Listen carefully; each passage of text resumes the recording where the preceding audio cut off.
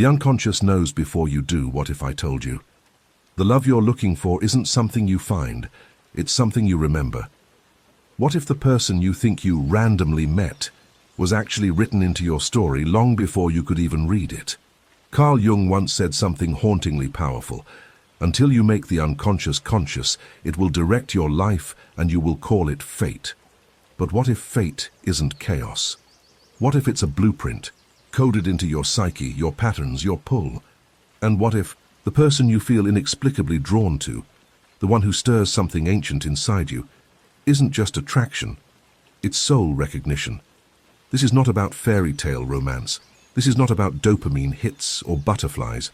This is about the unconscious wisdom of your soul, trying to lead you back to a mirror of yourself, because real soulmates don't feel new, they feel like home you forgot you left.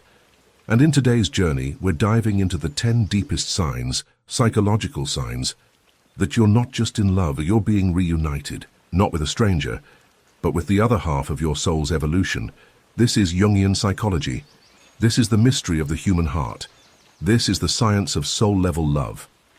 Let's begin. Chapter 1. Repeated encounters, the unseen pull of the collective unconscious. You see them once, maybe in a cafe, a train, a random scroll. You don't think much of it, but then you see them again and again. Different places, different times, same face, same soul. Carl Jung didn't call this coincidence, he called it synchronicity. When two seemingly unrelated events carry such deep meaning, they demand your attention. It's your unconscious, trying to speak, trying to reconnect you to someone who was never truly lost, just waiting for alignment. This isn't chance, it's choreography. Your conscious mind may dismiss it, but your deeper self, the one buried beneath logic, ego, and routine, it knows. Every encounter is a breadcrumb from the collective unconscious, a silent guidepost from the self. Jung believed that what we call fate is actually our psyche arranging patterns, pulling us toward the people who activate our inner evolution, the ones who awaken something timeless inside us, the ones we feel before we even know. And it's not just about bumping into them physically. You'll feel it digitally too. Their name pops up. Their post finds you. A memory of them enters your mind uninvited, like a ghost with unfinished business. You start to wonder, why do I keep seeing them? Why now? But this is the language of the universe, subtle, symbolic, sacred. Jung taught us that the self speaks in signs, not sentences, and when a soul match is near, it leaves clues, over and over, until you finally see what your soul already sensed. This is not fantasy, this is psychology. Jung called it meaningful coincidence, that not meaningless repetition. Think about it. Out of 8 billion people, why them? Why now? Because some connections are written in a language deeper than speech, the language of resonance. And when your energy signature matches theirs, you collide, again and again, like magnets dancing through dimensions, pulled by a gravity that doesn't ask permission. It just moves, because your story together hasn't been finished yet. When your unconscious starts pulling you towards someone, it's rarely gentle. You'll feel confused, anxious, excited, intrigued. It's a storm inside your chest, a signal that something buried is resurfacing. Jung believed we carry inner archetypes, soul imprints seeking wholeness. And sometimes a person activates that archetype. You don't just see them, you recognize them, not as a stranger, but as a fragment of your own psychological wholeness. A mirror walking in human form. They challenge you, stir you, awaken pieces of you that were half asleep. This is not by accident. It's the self guiding you to evolution. That's what soulmates are. Not comfort zones, but catalysts. People who arrive at the exact moment your soul is ready for expansion. And the repeated encounters, they're not the universe testing you, they're the universe preparing you. Because when you're aligned, mentally, emotionally, spiritually, the same person you once walked past becomes the one you walk with. So if someone keeps reappearing in your life, stop brushing it off. Pause, reflect. Ask yourself, is this a lesson, a test, or a return? Because the unconscious doesn't make mistakes. It reveals patterns you're ready to notice.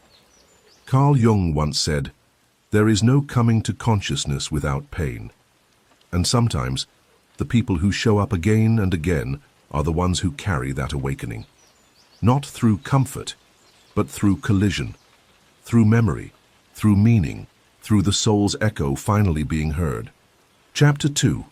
No urge to settle. The individuated mind doesn't cling. You no longer crave the chase, the drama, the obsession. You're not desperate to find someone. And that's not loneliness, that's liberation. Carl Jung called it individuation, the sacred process of becoming whole within yourself. When you begin healing, something inside shifts. You don't date to fill a void. You don't settle just to escape silence. You sit in stillness, and in that silence, you begin to recognize your soul. And suddenly the noise of needing someone becomes quiet. People ask, "Why aren't you dating? Why are you single?" But the truth is, you're not waiting. You're becoming. You no longer want love that feels like survival. You want love that feels like truth. And truth doesn't chase. It attracts. Carl Jung believed that when the ego steps aside, the self begins to guide us. And your self doesn't beg. It doesn't cling. It chooses with clarity. And when you're aligned within, you stop obsessing over who's coming. You trust that who's meant won't miss you. You stop romanticizing pain. You stop calling anxiety chemistry. You no longer mistake chaos for connection. Why? Because your nervous system has healed. Because you've done the shadow work. Because your inner child no longer needs validation to feel safe. Jung's individuation process reveals that true love comes when you no longer need rescuing, only reflection. And the person you attract in that state, they're not your savior. They're your mirror. They don't fix you. They see you. It's not that you don't want love. You just don't need it to breathe anymore. You're not scrolling for souls. You're sculpting your own. The more you evolve, the more sacred your standards become. You're not rejecting love. You're protecting your peace. Because the individuated soul understands, love is not a race, it's a resonance. You're not behind, you're aligned. And when alignment arrives, it's quiet. It doesn't knock loudly. It whispers, "This feels safe. This feels free. This feels like home." Most people rush into love because they fear being alone with themselves. But you've met your shadow. You've danced with your demons. And now you walk with your light. You're not afraid of your own energy anymore. You honor it. And that's the real soulmate magnet. Carl Jung said, "Your vision will become clear only when you look into your heart." And that's exactly what you've done. You've looked inward. You've listened. And now, you don't chase. You align. The right person will not disturb your peace. They will recognize it. They'll see the calm in your eyes and match it, not compete with it. And you'll know you're ready, because love will no longer feel like a gamble. It will feel like a choice made by a healed soul, not a wounded ego. The individuated mind doesn't fall in love. It rises into it, with intention, with wholeness, with boundaries. Because now, you're not looking for someone to complete your story. You've already written the best chapters alone. So if you're in a season where you feel no rush, no desperate urge to find someone, honor that. That's not stagnation. That's transformation. The universe doesn't align chaos with clarity. It waits for your vibration to match your vision. And when it does, the person who enters your life won't feel like an escape. They'll feel like expansion. Carl Jung taught, the privilege of a lifetime is to become who you truly are. And when you are that, your soulmate won't be far behind. Chapter 3. Disinterest in unaligned partners. The ego detox. Once upon a time, you tolerated shallow conversations, laughed at half-hearted jokes, entertained connections that never really saw you. But now, you feel something shift. You're not bitter, just bored. With small talk, with small minds, with people who only know how to touch your body, but not your soul. This isn't arrogance, it's evolution. Your ego is detoxing. Your soul is stepping forward, and it doesn't want a distraction. It wants depth. Carl Jung believed we carry within us 2 sacred archetypes, the anima, inner feminine, and the animus, inner masculine. And as we mature, these inner forces evolve. What once attracted you, surface beauty, status, excitement, begins to fall away. Because now you're not looking for someone to stimulate your ego. You're looking for someone to integrate your soul. You crave a mirror, not a mask, and you'll walk away from anyone who doesn't transform you. Fear, it's not that people are bad, it's just that their energy doesn't meet you anymore. You can sense when someone is hiding behind a persona, when they say the right things, but their frequency feels off. And your soul, it doesn't fake it anymore, it doesn't nod politely. It walks away, quietly, powerfully, peacefully, because Jung taught, the privilege of a lifetime is to become who you truly are. And once you taste truth, the artificial becomes unbearable. You've outgrown the people who only want your highlight reel. You want someone who can sit with your shadows. You no longer fall for charisma, you're drawn to consciousness. You're not impressed by luxury, you're moved by presence. Because the real you isn't looking for attention anymore. The real you is looking for attunement. And if someone can't meet you in your inner world, your outer world starts closing its door to them. Naturally, it used to hurt when connections faded. Now it's almost peaceful. Why? Because you're finally in tune with your own energy. You don't chase, you choose. You don't beg to be understood. You just speak your truth and let silence separate who's aligned and who's not. And the more inner work you've done, the more allergic you become to energy that drains you.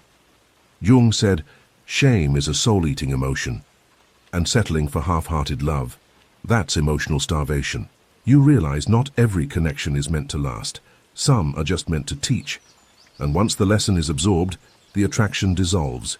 That's not loss, that's growth. Because the individuated mind knows, love should not feel like betrayal to yourself. It should feel like expansion. And if someone no longer transforms you, mentally, emotionally, spiritually, your soul will simply exit the room, quietly, gracefully, without guilt. So if you find yourself less interested in people who once thrilled you, don't panic, celebrate.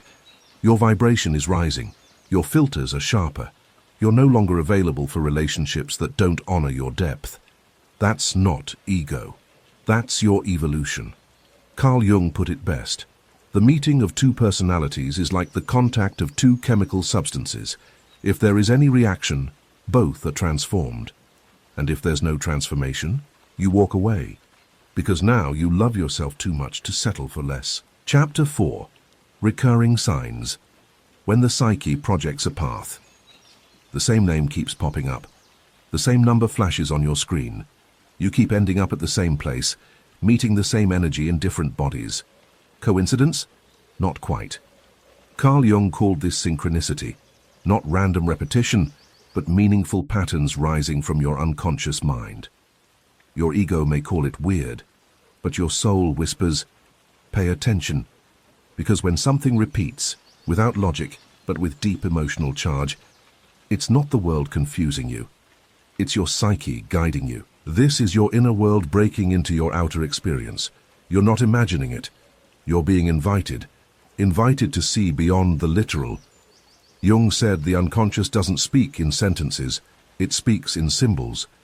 And when it wants your attention, it repeats until you finally listen. That name, that song, that date, they're not accidents. They're messages, not from outside, but from within. From the self, the deepest, wisest part of you that already knows the path your feet haven't walked yet. Ever notice how right before something life-changing happens, your world starts echoing? That's not madness, that's alignment. It's like the universe is leaving breadcrumbs from your soul's blueprint. Carl Jung believed that when something stirs the unconscious, love, pain, truth, and the self begins to communicate, but not with logic, with patterns, with dreams, with signals, the repeating numbers, the face in a crowd, the city that calls you for no reason. These are coordinates, maps, from your own psyche. You may feel crazy, but you're actually waking up, because not everything meaningful can be explained. Some truths are felt before they're proven, and when synchronicities start stacking, don't ignore them. Decoding them is how your soul speaks to you. Jung said the self is like a GPS, always recalculating even when you've lost your way. These signs, They're recalibrations, nudges, whispers from the future saying, "You're getting close. Keep going. They're closer than you think." We've been trained to trust data, logic, evidence, but the soul, it operates on a different frequency, one where emotion matters more than proof, one where patterns mean more than plans. When you see a name 3 times in one day, when you dream of someone you haven't met, when the same symbol appears in different places, that's your unconscious trying to break the surface, to guide your conscious mind into remembering something deeper, something sacred, something you're meant to meet. You don't need to figure it out, you just need to feel it out. Because the path to alignment is rarely straight. It loops, it echoes, it returns, and every time a sign shows up again, it's not to annoy you, it's to awaken you. Carl Jung believed that when the ego steps aside, the self starts projecting a map, using people, places, objects as waypoints. Your job isn't to control it, it's to observe, to trust, to walk forward not with proof, but with presence. So if life keeps showing you the same symbol, the same place, aka the same person, pause. Don't scroll past it. Don't label it just coincidence. Carl Jung taught, synchronicity is an ever-present reality for those who have eyes to see. This is the soul's GPS, a divine compass, a psychic invitation. And sometimes your future soulmate doesn't speak through words. They echo through patterns, through signs, through the language of your own unconscious saying, "Go there. Look deeper. Something sacred awaits." Chapter 5. Instant Recognition. The Archetypal Bond. You meet them, and time stutters. The world slows. Your body doesn't understand it, but your soul does. There's no small talk. There's no getting to know you. It's deeper, quieter, familiar. Carl Jung believed that some people carry archetypal energy, ancient patterns embedded in the collective unconscious. When 2 of these patterns collide, it's not attraction, it's remembrance. You don't just see them, you remember them. As if your soul whispered, "There you are, I've been waiting." This isn't about logic, it's about energy. Something inside you responds before you can analyze it. Your walls drop, your heartbeat knows their rhythm, your nervous system feels safe in their presence, even if your mind's still confused. Why? Because this isn't new, it's ancient. Carl Jung spoke of soul imprints, fragments of past life resonance and unconscious memory. And when you meet someone carrying the energy your soul once loved, even lifetimes ago, you feel it instantly. It's primal, mythic. Beyond ego and explanation, you crave their depth, their essence. You're drawn not by lust, but by something more magnetic, recognition, as if they carry a missing piece of your own self, not to complete you, but to remind you of something you forgot, something you were before the world taught you who to be. Carl Jung taught that every soul carries both shadow and light, and when you meet your match, their light awakens your shadow, and your shadow reaches for their light. This is why it's intense, why it feels like a storm. Because real archetypal bonds aren't peaceful at first. They're awakening. They shake you. They challenge your identity. They expose who you've been pretending to be.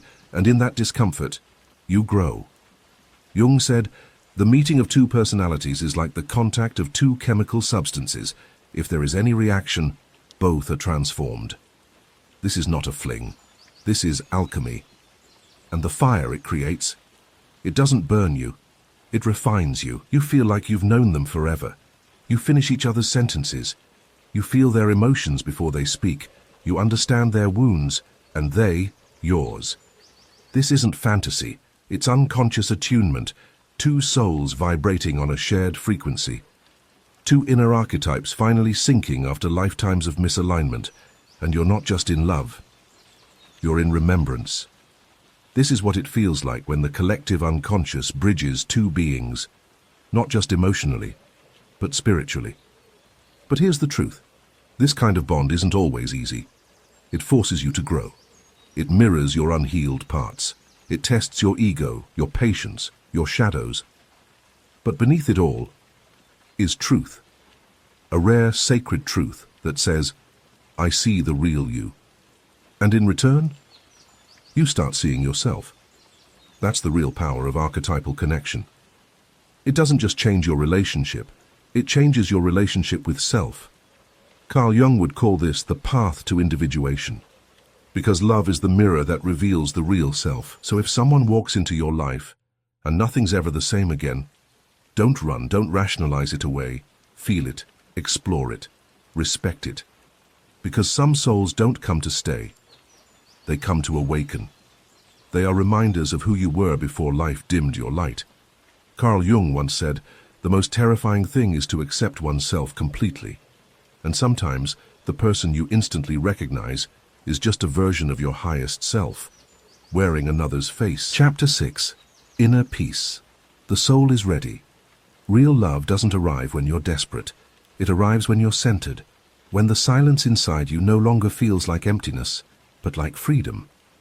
Carl Jung believed that inner peace is the ultimate sign of individuation, the moment your unconscious wounds stop running the show. You don't attract out of need. You attract out of alignment. You don't cling to chaos. You're no longer trying to be rescued. Because now, you've rescued yourself. And that, my friend, is when divine love finally enters. You used to look for someone to fix you, to validate you, to quiet the noise, but now, the noise is gone, or at least you know how to sit with it. You've faced the shadows, you've done the healing, you've gone to war with the parts of yourself that once begged for attention. And now, there's stillness, there's strength. Jung said, "Who looks outside dreams. Who looks inside awakens." And now that you're awake, truly awake, love no longer feels like a drug. It feels like presence, like truth, like peace. Peace isn't passive, it's power under control. It's your soul no longer seeking chaos to feel alive. It's choosing clarity over confusion. It's choosing solitude over survival bonding. When you're truly at peace, you don't chase sparks, you honor your fire. You don't get lost in others, you invite them to meet you where you already are. Jung taught that the soul whispers through calm, and when the war inside you ends, you start recognizing people who come with peace, not problems. This is the paradox. When you no longer need someone, the right one appears. Why? Because your energy shifts. You stop attracting wounds that match yours. You start attracting mirrors that honor your healing. The soul doesn't want perfection, it wants resonance. And when you've integrated enough of your unconscious, when your ego loosens its grip, you stop mistaking intensity for intimacy. You stop calling chaos chemistry. You realize real love is safe. It's rooted. It's soul deep, not drama deep. Think of it like this. The universe doesn't send a soulmate to fill your loneliness. It sends one when your vibration says, "I'm whole, I'm open, I'm ready." You can't meet your divine partner from a place of survival. You meet them when you've outgrown your old self. Jung believed that inner wholeness is the gateway to sacred union, and when you've stopped abandoning yourself, you'll never again attract someone who abandons you.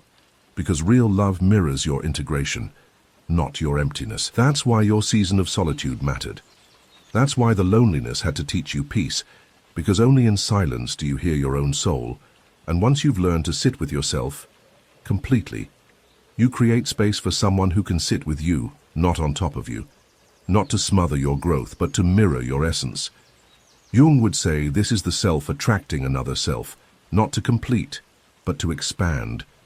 A union of two individuals, not two addicts, not two voids, two vessels of light. So if you feel calm lately, more whole, less reactive, know this. You're getting closer. Love is near. Not the kind that drains, but the kind that recognizes. Because real soulmates don't just fall into your life. They arrive when your soul has cleared enough space to hold them.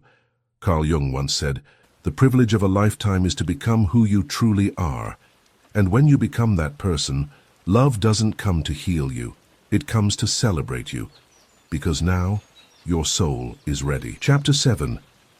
They appear in your dreams. The unconscious sends a message. You dream of them, their face, their presence, their energy. You don't know why, but it feels real. Too real. Then, days or weeks later, they appear in your life, in the flesh. This isn't a coincidence. It's your psyche preparing. Carl Jung called dreams the royal road to the unconscious. They're not just random, they are rehearsals of reality. If someone keeps visiting your dream space, they're already moving through your soul space. Dreams are the soul's preview of something about to unfold. Dreams don't obey logic. They follow symbolism. The unconscious doesn't use language. It uses images, metaphors, archetypes. So when someone repeatedly appears in your dreams, especially with emotional weight, your psyche is trying to speak. Jung taught that the self will often use dreams to communicate what the conscious mind isn't ready to process. And sometimes, that includes future connections, soul contracts, love that hasn't yet walked into your life, but is on its way. You may dream of holding their hand, seeing their face clearly, or simply feeling their energy, safe, familiar, magnetic. You wake up confused, but stirred. This is unconscious resonance, your soul recognizing a frequency it's destined to meet. Jung believed dreams aren't limited to the past. They pull from the collective unconscious, the shared field of human memory. So if someone shows up in your dreams before you meet them, your psyche may already know what your timeline hasn't caught up to. The ego will try to dismiss it. It's just a dream, but your body knows. The emotion lingers, the energy stays, because this wasn't imagination, it was information. Jung once said, "Dreams are the guiding words of the soul. They are not noise, they are navigation. And if someone returns to you in that dreamscape over and over, it may be more than a symbol. It may be the self saying, 'Prepare your heart. Something sacred is approaching.' Your dreams rehearse what your soul is ready to receive. Some dreams feel ordinary, but others, they shake you awake. You can't stop thinking about them, their eyes, their words, their touch. This kind of dream is not fiction, it's soul contact. Carl Jung taught that the self often speaks through dream figures, images that carry immense psychic weight, and while sometimes they symbolize parts of you, other times they're not symbols at all, they're souls, real ones, nearing your orbit. And your dream is the first place your energies touch. Here's the truth. Before the heart connects in the physical world, the unconscious often connects first, in dreams. It's the psyche's way of softening resistance, releasing fear, and opening space for the soul to recognize what's coming. If someone keeps visiting your dreams, pause, reflect, ask, what are they here to show me? Because some people meet you in the dream realm before they meet you in waking life. And when they do, it's not random. It's preparation for divine alignment. So the next time you dream of someone and it lingers, don't dismiss it. Sit with it. Journal it. Honor it. Because the dream world is not illusion. It's initiation.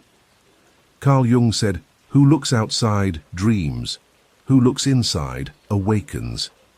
And sometimes, awakening begins inside a dream where two souls meet in silence before the world gives them names. Before they speak, they recognize. And when that recognition happens in your sleep, your soul is saying, "Stay open. They're coming." Chapter 8. You let go of your past and you feel lighter. You forgave them, not because they said sorry, but because you no longer wanted to carry the weight. You stopped stalking their page, stopped replaying the good times like a highlight reel of what could have been. That's not weakness, that's emotional mastery. Carl Jung believed we carry unprocessed pain, our shadow, deep inside our unconscious, and until we face it, we repeat it. So when you let go, you're not just moving on, you're making room for the love your trauma used to block. It's not just about getting over someone, it's about getting over the version of you that kept choosing pain. You stop romanticizing red flags, stop worshipping broken promises, stop blaming yourself for what they never had the capacity to give. Jung taught that we often mistake wounding for destiny, that we attract what we haven't yet integrated. So when you finally stop chasing closure, and instead create it yourself, that's when the real shift begins. That's when blessings begin to replace burdens. Letting go isn't always loud. Sometimes it's silent. One deep breath, one deleted thread, one tear that falls without anger, just clarity. You realize, I was never asking for too much. I was just asking the wrong person. Carl Jung said the shadow must be faced, not avoided. And when you stop suppressing the grief, the rage, the shame, you start reclaiming your power. You're no longer haunted by what didn't last. Because now, you're devoted to what's meant to stay. You're finally free to feel light again, the real shift. It happens in your energy. You walk lighter, laugh louder, trust deeper, not because you forgot the pain, but because you learned from it. You stopped being loyal to your wounds. You stopped trying to fix people who weren't willing to grow. Jung believed our outer world reflects our inner world. So the second you release the emotional weight you were carrying, the universe shifts. It stops sending mirrors of your pain. It starts sending reflections of your healing. You're no longer trauma bonding. You're truth bonding. You're not addicted to highs and crashes anymore. You're choosing calm, consistency, real connection. This is the gift of shadow integration. Carl Jung said, "Until you make the unconscious conscious, it will direct your life and you will call it fate. But now you've made it conscious. You've done the work. You've stopped calling chaos chemistry. You've stopped craving validation. And because of that, the right one can finally find you." This is what people don't understand. Letting go doesn't mean forgetting. It means transmuting, taking the pain and turning it into power, taking the loss and using it as leverage to rise. It's an energetic unblocking, a soul decluttering. And when that happens, the blessings you've been praying for finally arrive. Not because they weren't available before, but because you weren't available to receive them. Jung taught that we can't embrace love while holding on to resentment. And now, your hands are open. So if you finally let go and feel lighter, don't question it. That's not emptiness, that's expansion. You're no longer a prisoner of your past. You're a portal to your future. Carl Jung once said, "One does not become enlightened by imagining figures of light, but by making the darkness conscious." And you've done that. You've stared into your wounds and came out with wisdom. And now, you don't attract more lessons. You attract love. Because you're no longer bleeding. You're beaming. Chapter 9. Spiritual Confirmation. Your intuition gets validated. You felt it before you heard it. Something in your gut said, "This is real." Then a therapist echoed it. A tarot card confirmed it. An astrologer said the same thing your dreams had been screaming for months. That's not coincidence, that's spiritual alignment. Carl Jung didn't dismiss spiritual tools. He studied them. Tarot, astrology, the I Ching. He used them not to predict the future, but to reflect the unconscious. So when the outer world repeats what your inner voice whispered, trust it. That's not magic. That's a mirror. You're not crazy for seeking signs. You're wise for listening to them. Your intuition isn't guesswork. It's your soul's intelligence. And when a reader, healer, or guide tells you something that sends chills down your spine, that's not them planting ideas. That's them pulling truth that was already inside you. Carl Jung taught that we are drawn to symbols because they bypass logic and speak directly to the soul. That's why a birth chart, a card, a single sentence from a stranger can crack something wide open in you. The truth is you already knew, but we don't always trust ourselves right away. So the universe sends echoes, outside confirmations, to build our faith in what our soul already sees. You don't go to a reader to learn your destiny. You go to remember it, to remove the fog, to realign with yourself. Jung believed that spiritual tools are ways to engage the unconscious, to activate awareness. When multiple sources reflect the same truth, that's not prediction. That's your psyche waking up. It might come in waves. A therapist calls out the pattern you were scared to name. A tarot card pulls the same symbol that's been haunting your dreams. A stranger tells you exactly what you needed to hear, at the exact moment you stopped searching. That's not random. That's resonance. Carl Jung said the unconscious arranges outer events to reflect inner states. And when all these confirmations align, that's your soul saying, yes, you're on the right path. Keep going. There's a reason it feels so emotional. Validation isn't about ego, it's about reconnection.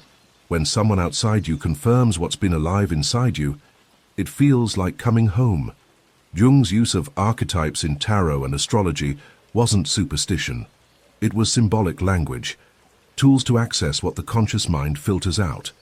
That aha moment, that full-body goosebump, that's your unconscious being seen, and nothing is more healing than your own intuition being echoed back to you with clarity. You no longer need 10 signs. One is enough. Because you're starting to trust yourself. That's the true purpose of spiritual guidance. Not dependence, but alignment. The moment you hear someone say exactly what your gut already told you, that's your confirmation. Not from the stars, not from the cards, but from the mirror. Jung said, the unconscious is not just evil by nature. It is also the seat of creativity and intuition. So when it speaks, believe it. And when others confirm it, let it anchor you. So the next time someone gives you a message that feels like déjà vu, that feels like truth, not noise, pause. That's the self nodding. That's your soul whispering, I told you so. Spiritual confirmation isn't about superstition, it's about synchronicity. It's the divine echo of your own intuition. Carl Jung believed that inner wisdom always precedes outer knowledge. So, when that knowledge finally arrives, don't be shocked. You already knew. Now it's time to trust and take the next step forward. Chapter 10. Someone from your past returns. When the timing is right, they vanished. You healed. Life moved on. Or so you thought. Then, just as you find peace, they return. But they're different. So are you. Carl Jung believed in soul contracts, connections bound not by time but by timing. Some people leave not because they're wrong for you, but because neither of you was ready. The lesson wasn't over, just paused. And now, if they come back with growth in their eyes and stillness in their energy, that's not a test, that's a sign. The soul remembers. You're not being pulled back into your past. You're being shown how far you've come. This isn't about reopening wounds. It's about realizing they've healed. Jung's concept of individuation says we meet certain people to activate transformation. But growth requires distance, silence, reflection. So if a friend, an ex, or a stranger turned soulmate reappears in your life, and they've changed too, don't rush, don't fear, feel. Because sometimes the story wasn't over. It was just waiting for alignment. You'll feel the difference. It won't be drama, it'll be depth. They won't just say, I've changed. You'll sense it in their eyes, in their calm, in how they respect your evolution instead of reacting to it. Carl Jung taught that souls evolve in spirals, not straight lines. And sometimes the one who hurt you is also the one meant to heal with you, but only when both of you become whole on your own. Because reunion after transformation is not called going back. It's called completion. Your ego may panic. Don't go through that again. But your soul is wiser now. You're not here to repeat. You're here to redeem. This time, you're not looking to be chosen. You've already chosen yourself. And that shift changes everything. Jung believed that when the shadow is integrated, we stop attracting karmic chaos and start receiving conscious connections. So if someone returns and they see you without projecting, without needing, without pulling, listen. Your intuition already knows. It won't feel rushed. It won't feel like obsession. It'll feel like recognition, like, we couldn't meet in that chapter, but maybe this one is ours. There's no bitterness, no blame, just peace. That's the sign. Because healed people don't beg for space. They create it. Jung's wisdom teaches that true reunion isn't about repeating history. It's about upgrading the story. And when the same souls meet at a higher vibration, that's not reconnection. That's destiny catching up to itself. But don't confuse comfort with calling. If they return with the same patterns, the same wounds, the same chaos, that's not divine timing. That's the final test. Because sometimes, the real closure isn't a second chance. It's the strength to say, I love who you were to me, but I love who I've become more. Jung said, until you make the unconscious conscious, it will direct your life, and you will call it fate. And now that you're conscious, you don't need fate. You choose truth. So if someone from your past reappears, pause. Don't panic. Ask yourself, are they returning with weight or with wisdom? Are they mirroring your old self or your evolved one? Carl Jung believed we're always meeting versions of ourselves through others, and when the time is right, The person you once had to lose becomes the one you can finally receive. Not because they complete you, but because you've both returned to each other as whole. Chapter 11. You no longer chase, you attract in stillness. Once you ran. You chased. You tried to prove your worth. You stretched your soul just to feel seen. But now, you've grown into stillness, into magnetism, into quiet power. Carl Jung believed that when the unconscious is healed, the external world reorganizes itself. You no longer beg for love, you become love. You don't manipulate outcomes, you align your energy, and from that stillness, people find you. The ones who resonate, the ones who reflect, because healed energy doesn't hunt. It draws. You stop initiating what isn't reciprocal. You stop explaining what your presence already proves. You stop leaking energy into situations that require your disconnection to thrive. Why? Because when you've met your shadow, when you've sat in your own silence, you learn this truth. Chasing is the language of the wounded. Attracting is the language of the healed. Jung taught that individuation brings us into conscious integrity, and in that integrity, your energy starts doing the work that words never could. Stillness becomes your strongest frequency. You used to chase because you thought love was earned. Now you realize love is received when you're rooted. You've cleaned the mirror inside you. You've faced the patterns, dissolved the illusions, released the people who only loved your silence. And now, you're magnetic. Not because of what you say or do, but because of what you've become. Carl Jung said that healing isn't about becoming someone else. It's about becoming who you truly are. And the truer you are, the louder your soul becomes, even in stillness. Your standards rise. Your peace becomes non-negotiable. You stop needing closure from others because you found it inside. You're not cold. You're clear. You're not distant. You're disciplined. And that changes everything. You no longer try to convince someone to choose you. You let their actions reveal their alignment. Jung taught that all relationships are projections, and when you're at peace within, you stop attracting chaos without. Now, the ones who come toward you come with reverence. You've become the eye of the storm, calm, deep, grounded. And that's what makes you radiant. Because in a world chasing love through noise and validation, your stillness becomes divine contrast. You're not seeking attention. Your soul emits presence. You're not needing the spotlight.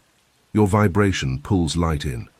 Jung said, "A man who has not passed through the inferno of his passions has never overcome them. And you've walked through the fire, and now your stillness holds sacred weight." This is how you'll know you're there. You stop questioning your worth when someone walks away. You stop begging for clarity. You stop trying to change people who aren't ready. Why?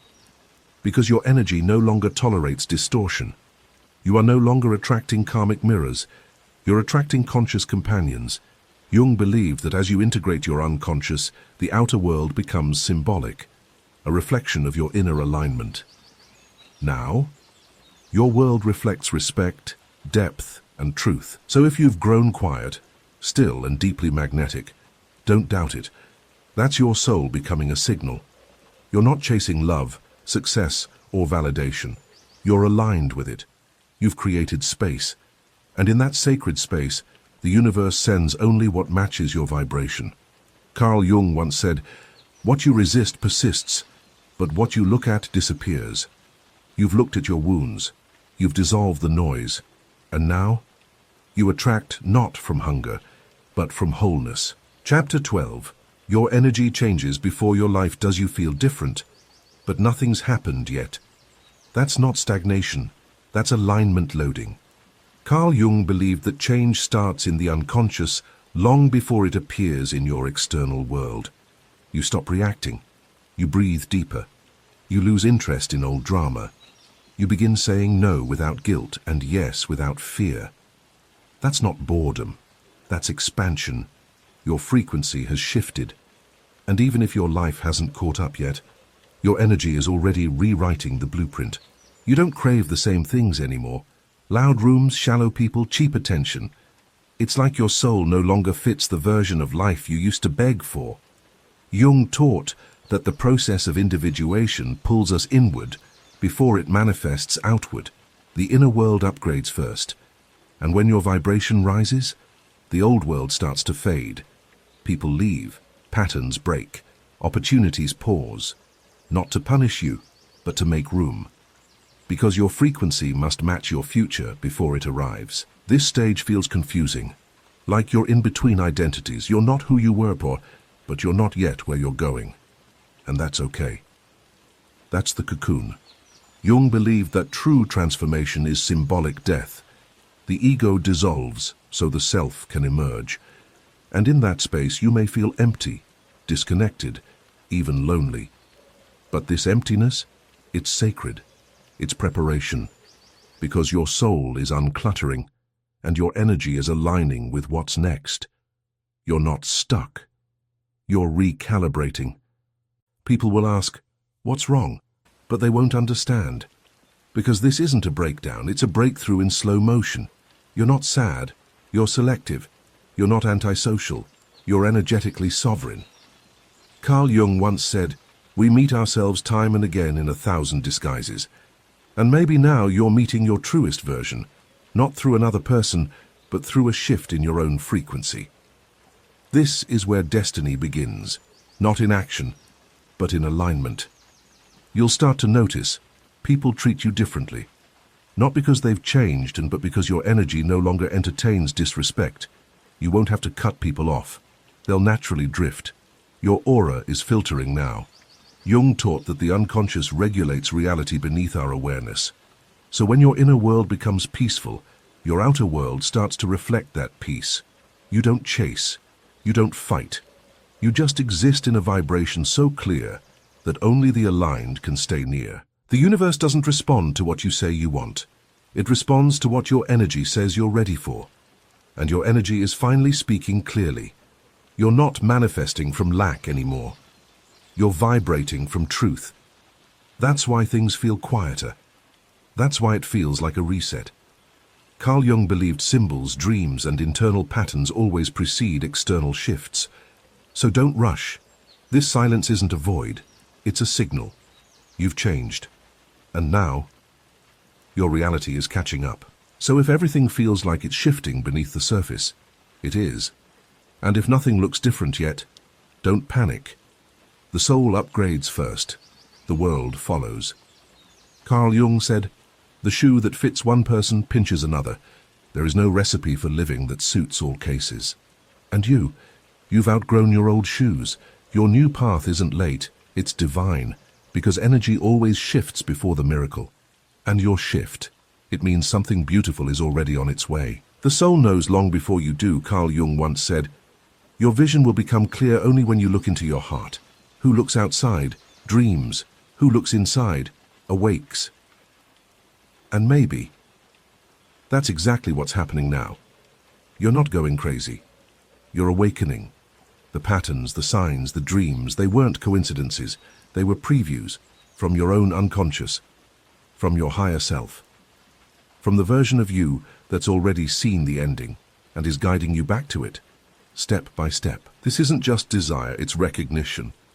You're not chasing love, you're remembering it. If your heart resonated with this journey, if the signs felt too familiar to ignore, it's because the story was never random. You're walking a path your soul chose long ago. Because before we find love, we become it. Before the soulmate arrives, we heal the mirror inside. Before the reunion happens, we must return to ourself. Carl Jung's wisdom wasn't about destiny, out there. It was about awakening what's always been within. So when the moment comes, when the eyes meet, when the dream turns real, when the timing feels perfect, know it was never just a moment. It was a memory. Coming home. If this touched something you couldn't explain, if it felt less like a video and more like a reminder, then your unconscious mind is already speaking. All you have to do is trust it. Drop a comment below. I trust my unconscious mind to guide me to love. Let the world know you're no longer searching blindly. You're listening inward. You're remembering who you are. And if you know someone who's still chasing signs, still waiting for a feeling, send this to them.